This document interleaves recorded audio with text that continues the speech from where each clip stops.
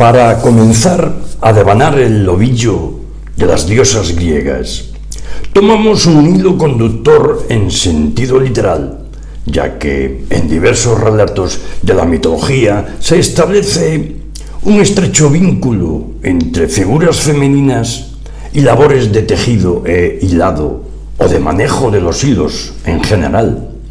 Y manejar los hilos, ¿no es acaso una metáfora de poder?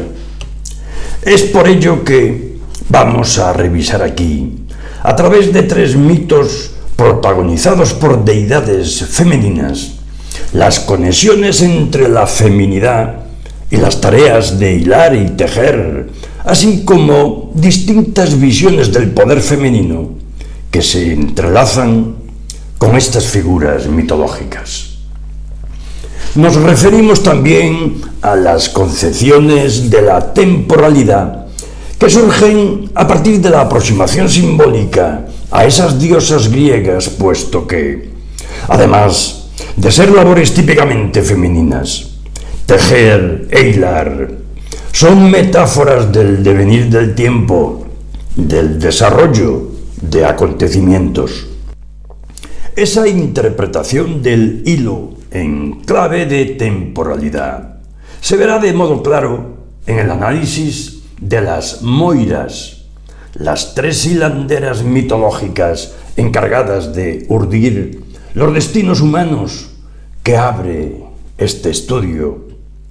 La segunda figura de la que nos ocupamos es Atenea, diosa de la sabiduría, de la guerra y del telar, y uno de los paradigmas de empoderamiento femenino más significativos que podemos hallar en la mitología griega.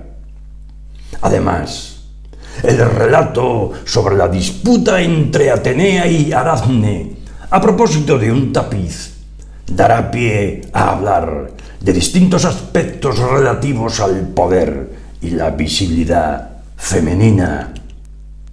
Este trabajo se cierra con un apartado dedicado a Ariadna, propietaria de un largo ovillo mágico que permite encontrar el camino para entrar y salir del laberinto del Minotauro.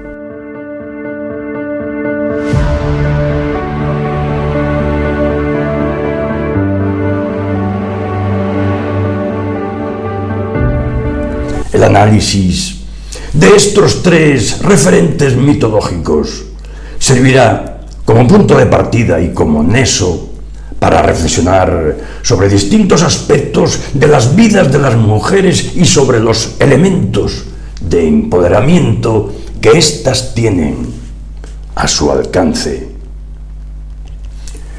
Desde la perspectiva del tiempo, la existencia humana se caracteriza por 2 notas fundamentales: la sujeción al dinamismo y al cambio irreversible. Somos seres en devenir. Y la precariedad originaria que se deriva de nuestra condición de seres finitos. Somos seres mortales. Para una aproximación a esa temporalidad es crucial la noción de recorrido, referida a ese intervalo entre el nacimiento y la muerte que es el tiempo de la vida concreta, por el que nos deslizamos sin saber de cuánto tiempo disponemos, pero con la certeza de que ese tiempo es limitado. En la mitología griega, esta dimensión lineal e irreversible de cada vida humana en concreto está simbolizada por las 3 Moiras, también denominadas Parcas en la tradición romana, que aluden al tiempo acotado y finito propio de los humanos y que se contraponen a Cronos, Dios que encarna el tiempo cíclico de la naturaleza por el que se rige el orden cósmico. Escribe Hesíodo al inicio de su Teogonía que la noche parió sin acostarse con nadie, a las moiras, vengadoras implacables, a Cloto, a Láquesis y a Átropo. En otro pasaje posterior de la misma obra, el autor incurre en una contradicción al afirmar que Zeus se unió a Temis y que fue ésta quien parió a las moiras. Según el mito, estas hermanas son tres viejas hilanderas que se encargan de trazar la urdimbre de la existencia humana. Cada vida en particular es representada por una hebra de lino que sale de la rueca de Cloto. Es medida por la vara de Láquesis y sufre el corte de las tijeras de Átropo cuando llega la hora de la muerte. Esta última moira es la más menuda de tamaño, pero a la vez la más terrible. Átropo representa el momento de morir, un breve lapso de tiempo dentro de la totalidad de la vida. Y por eso esta moira es la más menuda de las hermanas, pero el que más angustia produce, porque su llegada supone la cancelación definitiva del fluir del hilo de la vida. Según la primera versión del mito recogida por Hesíodo, las moiras son hijas de la noche. Estas hilanderas trabajan en la oscuridad y ocultas a las miradas ajenas, en un espacio inaccesible a los humanos, en ese no lugar y no tiempo propios de los mitos. Precisamente esa ubicación en el abismo del no tiempo, ese tiempo ontológicamente anterior al tiempo, posibilita que las moiras tengan entre sus manos, literalmente, el poder de decidir sobre el tiempo humano y de acotar cada existencia individual. Asimismo, este mito refleja que el trabajo típicamente femenino de tejer y el poder que se deriva de esa labor permanece condenado a la invisibilidad. Es una tarea realizada ocultamente.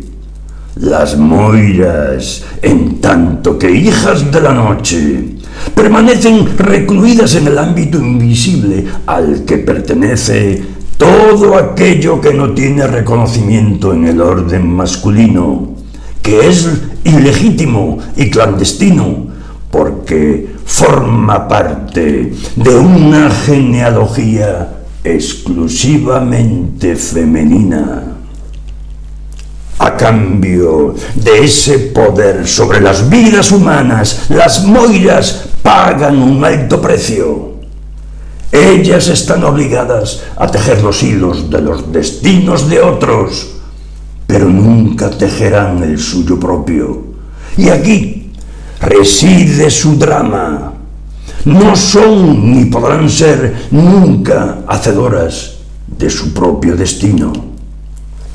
Este mito indica de modo metafórico que la trama de lo cotidiano, representada por el hilo de la existencia que tejen las moiras, que las mujeres concesionan en el espacio doméstico, el espacio invisible por excelencia, tiene una influencia determinante sobre los seres humanos.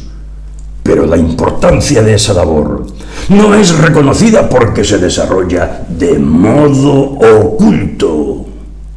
Las moiras nos recuerdan que el trabajo femenino, en un sentido simbólico, ha consistido tradicionalmente en entretejer las vidas y darles trabazón, garantizando con su callada y constante labor doméstica, la base de bienestar material imprescindible para subsistir y sostener la vida.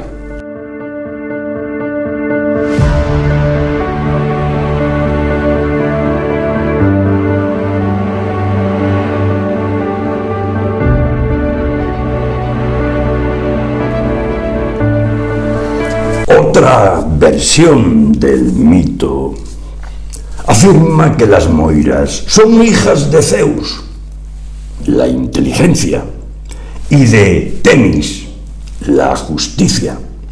Y desde esa perspectiva encarnan la organización del tiempo vital que Zeus establece para los humanos.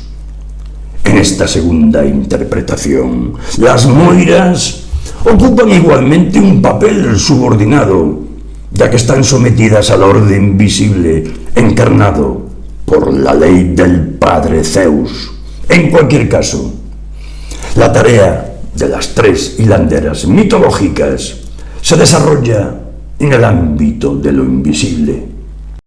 A pesar y más allá de esa invisibilidad puesta de manifiesto en ambas exégesis alternativas al mito, el poder de las moiras es innegable. Urden los hilos por los que se rige el itinerario de la vida. Todas sus acciones influyen en el orden humano, ya que estas hilanderas se ocupan permanentemente de entretejer el hilo de cada existencia con los demás hilos, combinando y trenzando unos con otros, separándolos después para quizás no volver a juntarlos nunca más. Ese quehacer textil simboliza los vuelcos del destino que surgen siempre inesperadamente y que llevan a Hesíodo a afirmar que las moiras conceden a los hombres mortales el ser felices y desgraciados, ya que los cambios en el entramado de la existencia establecen el marco de referencia básico en que cada ser humano busca su camino para ser feliz, siempre con la incertidumbre de lo que el destino le depara. Por medio de este mito, el pensamiento griego toma conciencia de la precariedad humana. Sabe que su vida está ya decidida por el destino. La moira o la aisa, la suerte o porción que le ha sido asignada y cuyos designios le son desconocidos. Moira en griego significa parte. Es la parte que nos toca, la porción de buena y mala suerte que corresponde a cada cual y que a priori resulta desconocida. Pero se asume que a pesar de ello, el ser humano puede y debe intentar ser feliz y esforzarse al máximo en llevar una vida virtuosa. Las moiras nos recuerdan que el camino de la sabiduría comienza con la aceptación de la finitud y de la radical incertidumbre que afecta nuestra existencia. Pues no hay camino, se hace camino al andar. Asimismo, hilar y tejer son metáforas del devenir temporal, y la hebra que las moiras confeccionan para cada humano expresa la singularidad del destino individual. El hilo que constantemente va tomando forma entre las manos de las moiras es un trasunto del fluir ininterrumpido de la vida, y cada una de las tres hilanderas míticas representa uno de los tres polos de temporalidad de la existencia humana: pasado, presente y futuro. Cloto, la que hila, es el pasado, esa hebra de nuestra existencia que se ha ido desplegando progresivamente y entrecruzando con otras hebras. La quesis, la que mide el hilo o va enroscando el ovillo, es metáfora del presente, la porción de hilo que llevamos recorrida. Nos da la medida de lo que somos en el momento actual y las posibilidades de lo que llegaremos a ser en el futuro vienen dadas por el trozo de hilo que nos resta. Esa porción de hilo siempre está por tejer y en su extremo final nos espera átropo, que alude a la certidumbre de la propia muerte. Las tijeras de esta moira nos esperan al final del camino y en este sentido el poder de átropo sobre los destinos humanos es absoluto.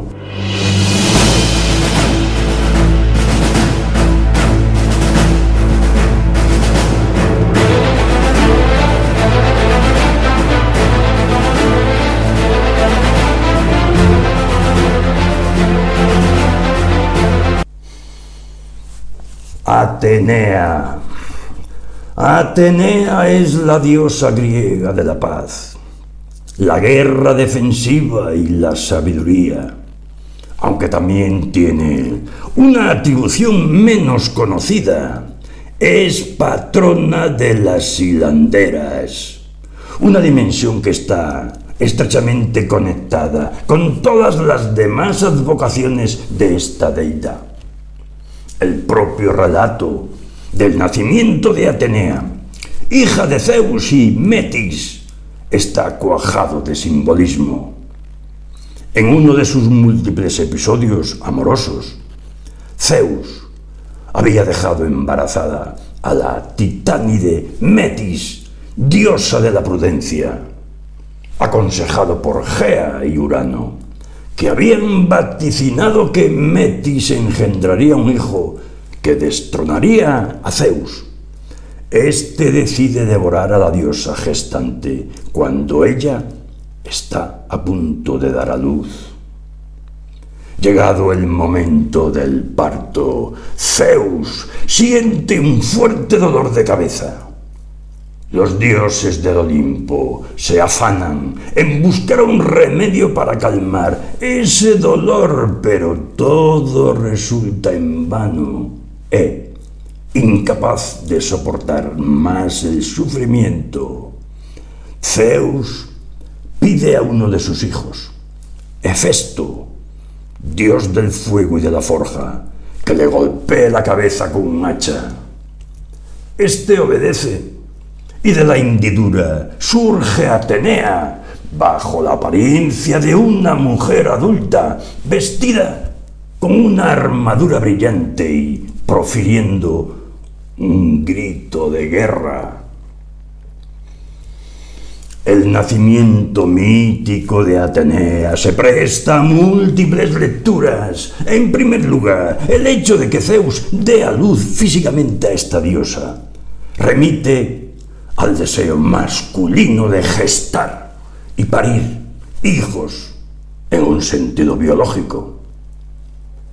Otra reflexión que surge al hilo de este relato tiene que ver con el prejuicio patriarcal de que el conocimiento y la inteligencia, encarnados por la figura de Atenea, solo pueden ser concebidos por una mente masculina.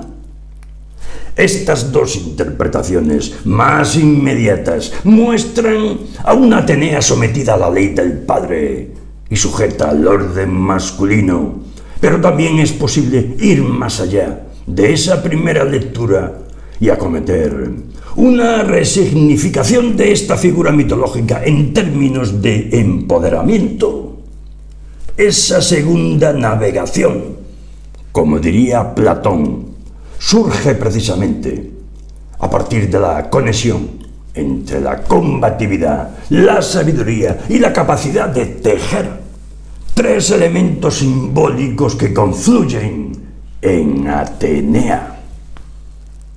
El relato mitológico atestigua que esta diosa tuvo su comienzo, como todos nosotros, en el interior de su madre, pero vivió el tiempo intermedio antes de convertirse en mujer, en el interior de su padre, como todos nosotros, que pasamos esos mismos años de nuestra vida en el mundo definido patriarcalmente.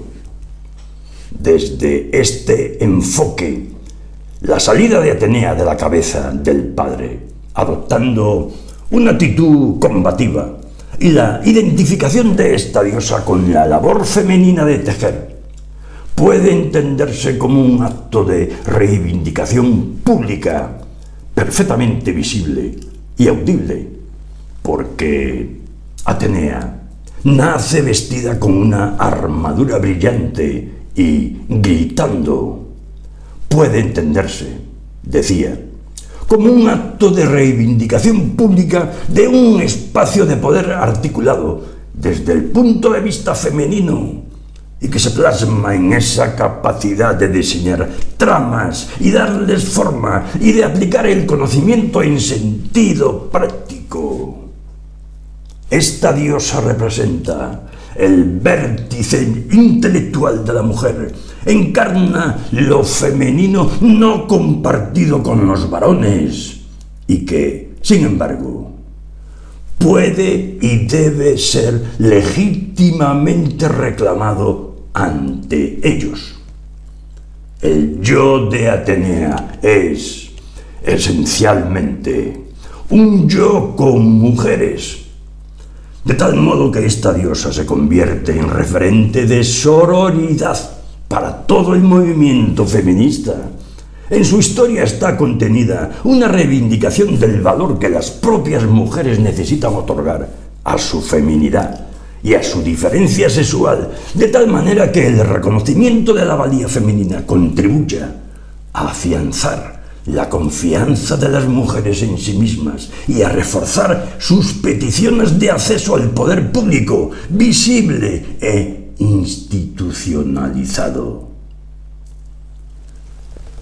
Atenea es la diosa virgen, patrona de las hilanderas, tejedoras y bordadoras, es decir, de la mujer que se queda en casa tejiendo entre mujeres sin conocer varón y preserva así su virginidad. Pero no se deja reducir a esa clandestinidad del trabajo doméstico, como sí sucede con las moiras, como ya se ha visto, sino que Atenea se rebela contra la invisibilidad a la que el pensamiento masculino Zeus quiere someterla. Es la diosa que brota hacia arriba y pugna por salir a la luz, que busca la apertura de lo femenino y que además, en un acto de generosidad y desbordamiento, arroja su luz también sobre las tinieblas que ocultan las cosas, ya que Atenea representa el conocimiento y la clarividencia que permiten entender el mundo, captarlo y comprenderlo en su creciente complejidad. Ella no se limita a estar recluida en el ámbito doméstico, sino que transista por los mundos interior y exterior. Su vocación y reivindicación es ser partícipe por igual de ambos espacios. Y por todo ello, la diosa Atenea es un referente simbólico de poder muy valioso para el feminismo. Asimismo, el hecho de que esta deidad sea patrona del tejer nos recuerda la necesidad que tenemos de deshilar las historias tal como fueron contadas previamente y volver a tejer otra. Su ejemplo nos incita a deconstruir los discursos estereotipados sobre lo femenino y a reapropiarnos críticamente de las palabras que nos designan, a tejer de nuevo la historia desde otros puntos de vista, sirviéndonos para ello de las capacidades femeninas que Atenea reafirma, y a tomar conciencia de que la exclusión de un imaginario femenino pone a la mujer en posición de experimentarse a sí misma solo fragmentariamente. Atenea, la de los ojos de lechuza, siempre bien abiertos para no perder detalle de lo que acontece en el mundo, y tan hábil con la espada como con la aguja, muestra que el conocimiento es algo que se entreteje, que se va construyendo y que gana complejidad y riqueza de matices a medida que insertamos nuevos elementos, que enlazamos y anudamos nuevos hilos a la urdimbre que ya teníamos. La sabiduría se adquiere paulatinamente, surge de un proceso que requiere habilidad, paciencia y constancia, y sobre todo tiempo. Tiempo continuamente urdido por las moiras, tiempo para transitar por todos los laberintos siguiendo el hilo de Adriana, y tiempo para tejer y destejer con Penélope la vida cotidiana. El poder femenino representado por Atenea se hace particularmente patente en el episodio de su disputa con Aracne, una princesa lidia, famosa por su maestría con la aguja y que se ufanaba de ser mejor tejedora que la mismísima diosa. Esta, molesta por la comparación, retó a Aracne a una competición que permitiese medir la destreza de ambas. Atenea tejió la escena de su propia victoria sobre Poseidón en los orígenes de la fundación de Atenas, mientras que el tapiz de Aracne representaba varios episodios de infidelidades de los dioses olímpicos, algunos de ellos protagonizados por Zeus. Aunque el tema elegido era sumamente irreverente, el tapiz de Aracne resultó ser más bello que el de Atenea, lo que provocó la ira de la diosa. Asustada, Aracne intentó ahorcarse, pero Atenea la salvó de la muerte transformándola en una araña.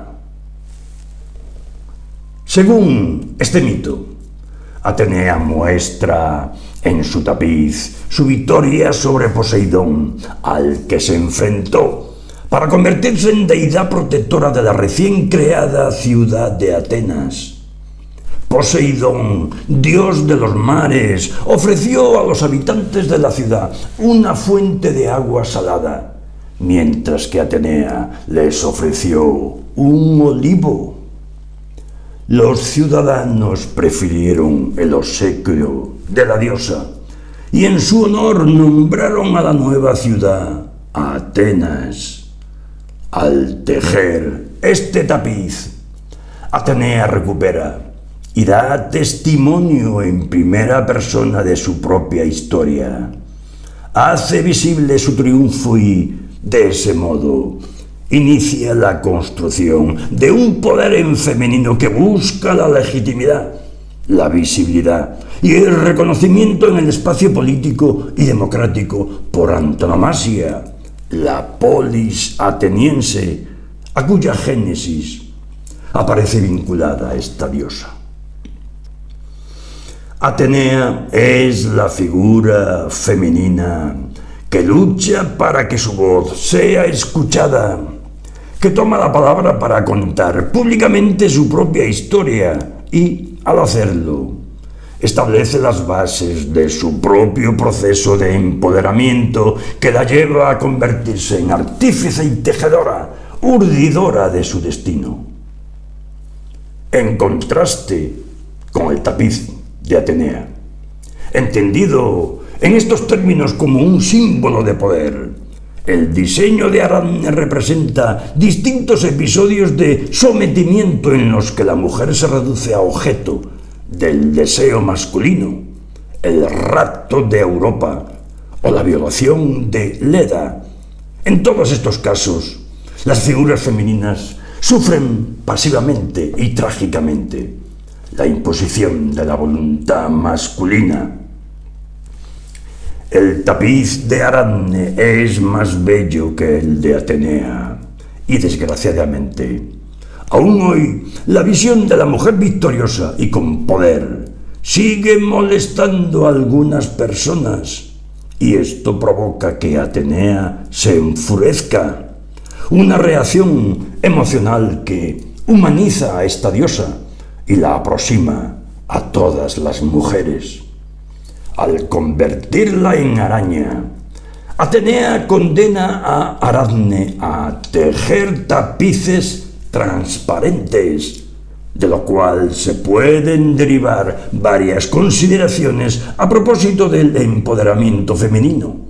La primera, que quien no se revela no se empodera, y la simple repetición y reproducción de los roles de sumisión y sometimiento tradicionalmente asignados a las mujeres, como los que refleja el tapiz de Ariadne, hace que permanezcan una y otra vez condenadas a la invisibilidad, anquilosadas en las viejas estructuras y atrapadas en la red.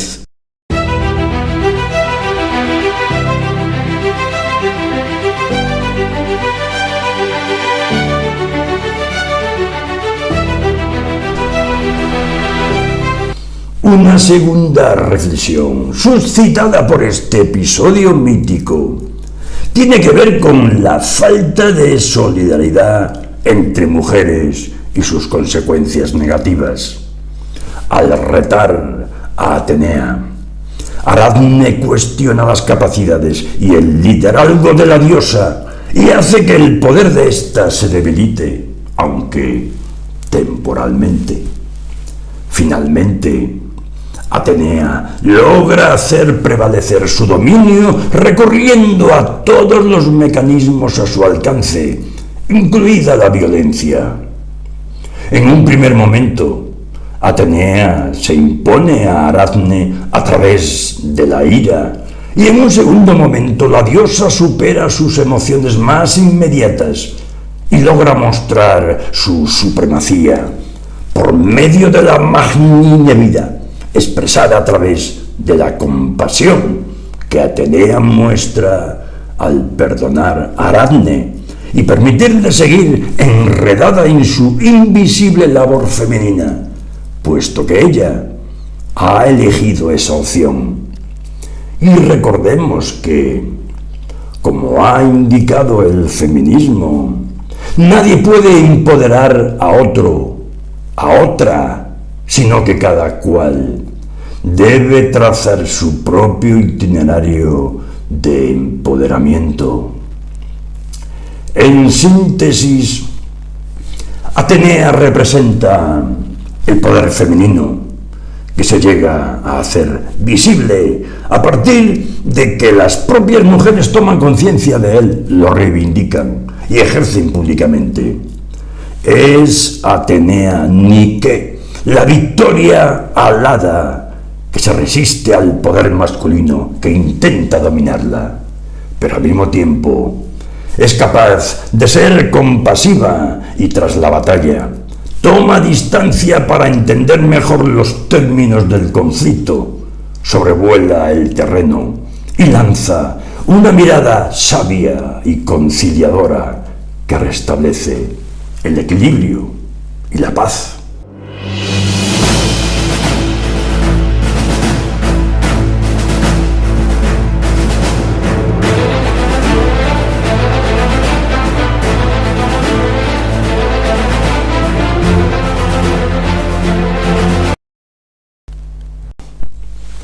El hilo mágico de Ariadna.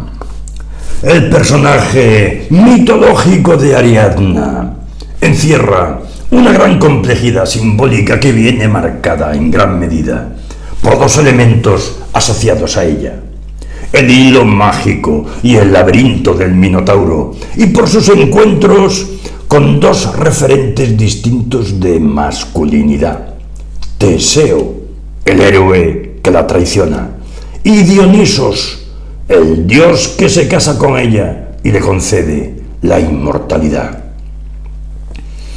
La princesa Ariadna, hija del rey Minos y de la reina Pasífae, vivía en la isla de Creta, junto al laberinto del Minotauro Asterión, un monstruo con cuerpo de hombre y cabeza de toro, nacido de la relación de zoofilia entre Pasífae y un toro blanco enviado por el dios Poseidón.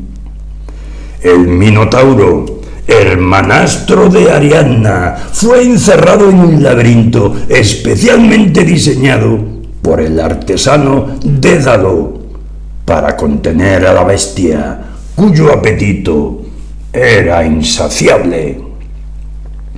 Durante muchos años, hombres y mujeres eran reclutados a la fuerza e introducidos en el laberinto cretense para servir de alimento al Minotauro.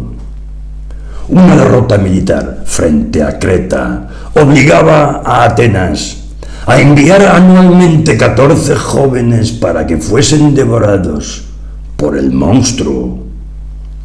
El príncipe Teseo, hijo del rey ateniense Egeo, se presentó voluntario para uno de esos envíos con el propósito de matar a Asterión y acabar así con el duro sacrificio impuesto al pueblo de Atenas.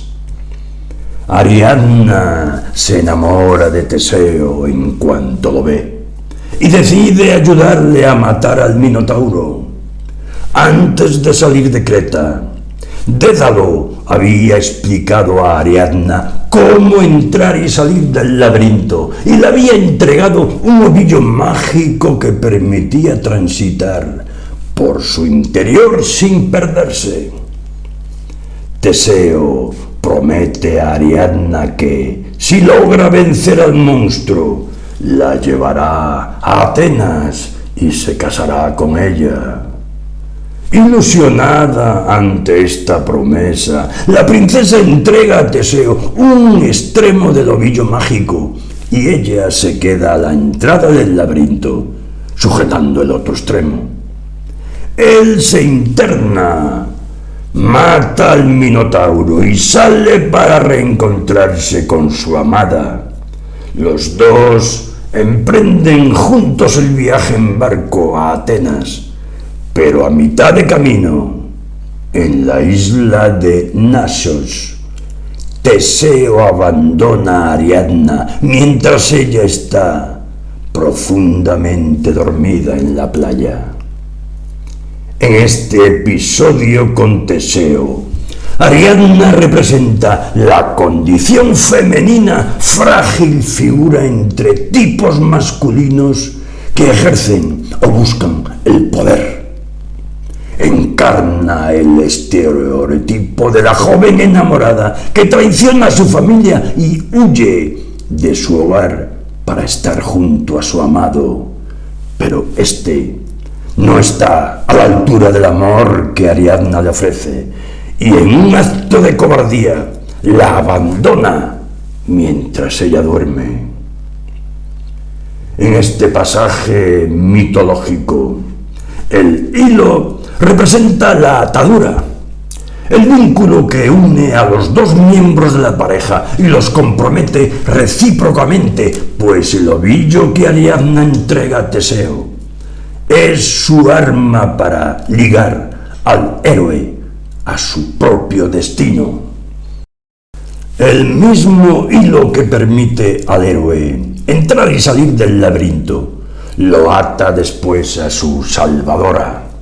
Él rompe esa atadura cuando abandona a Ariadna y huye en silencio, rumbo hacia el futuro que le depara su destino de héroe trágico, pues, como afirma Borges en su poema El hilo de la fábula, Teseo no podía saber que del otro lado del laberinto estaba el otro laberinto, el del tiempo, y que en algún lugar prefijado estaba Medea, la hechicera madrastra de Teseo, que había urdido un plan para deshacerse de él.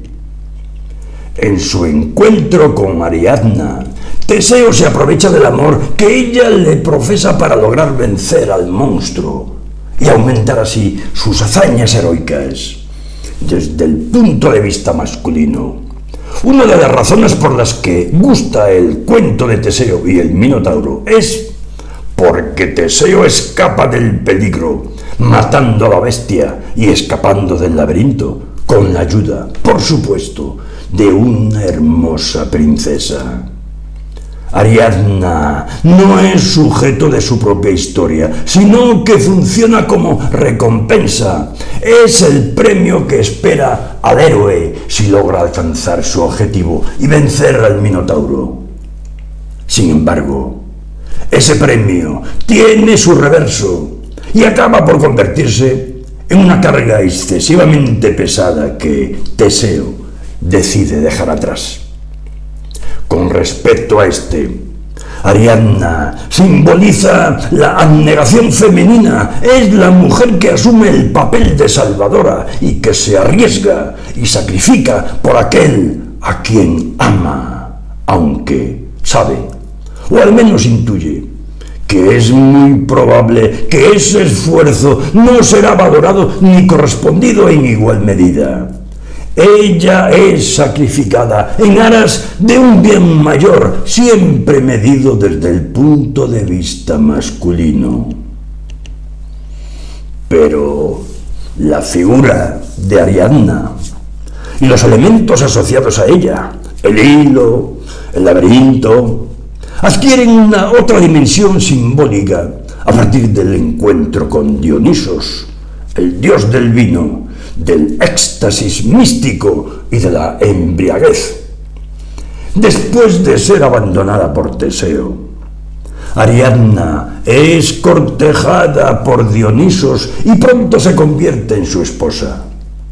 Al contrario que Teseo, el dios no teme a las ataduras que la relación con Ariadna implica. Se compromete con ella precisamente porque se siente atraído por su hilo y porque desea conocer en profundidad de la mano de Ariadna el laberinto y sus secretos. Dionisos es el dios transgresor que irrumpe en el flujo del tiempo cotidiano y lo trastoca. Cuando él aparece, el ser ordenado en el tiempo, tejido con los hilos del tiempo, se torna vacío y hueco y da comienzo la fiesta de Dioniso, transmutador del tiempo.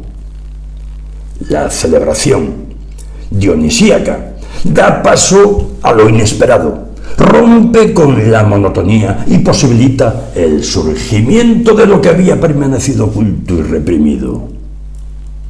Dionisos es la divinidad que reúne y conecta, que lleva a cabo la síntesis de lo heterogéneo. Transgrede la sucesión del tiempo lineal, rompe el tejido del tiempo ordenado y tiende al ser humano un nuevo hilo cuya longitud no está sometida a la vara de medir de las moiras, sino que es el ovillo mágico de su esposa Ariadna, ese hilo interminable que permite desviarse del destino preestablecido y transitar infinitas veces por el laberinto de lo incierto, lo monstruoso, lo desconocido, lo inconsciente y lo aterrador. Por medio de la fiesta y la embriaguez, Dionisos nos separa de la línea recta que conduce inexorablemente hacia la muerte y nos insta a adentrarnos en el caos de lo que somos, a recorrer nuestro propio laberinto, siguiendo itinerarios no prefijados. Y el hilo de Ariadna, profunda conocedora del laberinto y hermanastra del monstruo que lo habita, servirá para que, por mucho que nos internemos en él, podamos siempre encontrar la salida. La existencia se enriquece con esa presencia de Dionisos que permite que el tiempo de la vida se expanda y trascienda sus propios límites, algo que le sucede a la propia Ariadna tras su encuentro con él. La llegada del Dios implica que las profundidades de la realidad se han abierto. Las formas elementales de todo lo que es creativo, de todo lo que es destructivo, han aflorado, pues Dionisos conecta lo elevado y lo subterráneo, lo visible y lo invisible, lo expresado y lo silenciado, en relación con lo femenino. Dionisos es el amante de mujeres que tienen el centro en sí mismas, que no están definidas por sus relaciones con hombres concretos, sino que transitan por sus propios laberintos en busca de su identidad. En la unión de Dionisos y Ariadna hay un intercambio mutuo. Él toma el hilo que ella le tiende y llega hasta el centro del laberinto. Y ella, que creía conocer el laberinto, se interna otra vez en él con una nueva mirada, propiciada por la conexión entre distintos mundos que Dionisos le muestra y comparte con ella. A partir de su relación con el Dios, Ariadna asume un poder y una trascendencia completamente nuevos. Supera el dolor provocado por la traición de Teseo y pasa a ser la mujer que ama y es amada en igual medida, que es aceptada por el esposo en toda su complejidad, porque Dionisos está dispuesto a asumir y a acoger todos los laberintos que ella encierra. En este sentido, la unión de Ariadna y Dionisos simboliza la madurez del compromiso y la reciprocidad de la relación de pareja. Ariadna, cuyo nombre significa etimológicamente la de gran pureza, alude asimismo al alma que se va purificando a medida que desenrosca el hilo. Ese hilo dorado que sirve de guía por el interior del laberinto en el camino hacia el conocimiento. Ni Dionisos teme al laberinto, ni Ariadna siente miedo ante la ruptura del orden establecido representada por el Dios, pues sabe que, adentrándose en la senda que él le indica, podrá llegar a conocer aspectos insólitos del laberinto. Ariadna nos recuerda que el conocimiento profundo de las cosas siempre implica una cierta audacia, pues requiere ir más allá de lo establecido. Acontece así que, junto a Dionisos, Ariadna ya no es el ánima que aguarda fuera del laberinto mientras otro entra. Ella significa alma en el sentido de lo que se encuentra en el centro del laberinto. Este simboliza a la propia Ariadna y es a ella a quien encontramos en su núcleo, porque el centro del laberinto es el punto de llegada del recorrido que Ariadna y que cada mujer emprende para llegar a conocerse a sí misma y para construir y desplegar su identidad. Es más, ese punto de llegada se convierte a su vez en punto de partida, porque los recorridos posibles por un laberinto son infinitos y porque en el centro del mismo llegamos al punto donde uno vuelve al comienzo. Desde esta perspectiva, el acto de enroscar y desenroscar el ovillo de Ariadna emula el proceso acumulativo y dinámico del autoconocimiento, que surge a partir de los distintos itinerarios que vamos trazando en el interior de nuestro laberinto, descubriendo cosas nuevas cada vez y ensartando cada aprendizaje en el hilo de la vida. El poder de Ariadna reside en su hilo mágico, que se constituye en asidero y punto de anclaje móvil que le permite transitar por todos los mundos, al igual que Atenea, entrar en todos los laberintos y vencer a todos los monstruos que son metáfora de todos los miedos. Ariadna comienza a empoderarse a partir del momento en que comprende el verdadero alcance de las propiedades mágicas de su ovillo y las utiliza para sí, para internarse en su laberinto e intentar descifrarlo y darle sentido, deconstruyéndose y reconstruyéndose una y otra vez.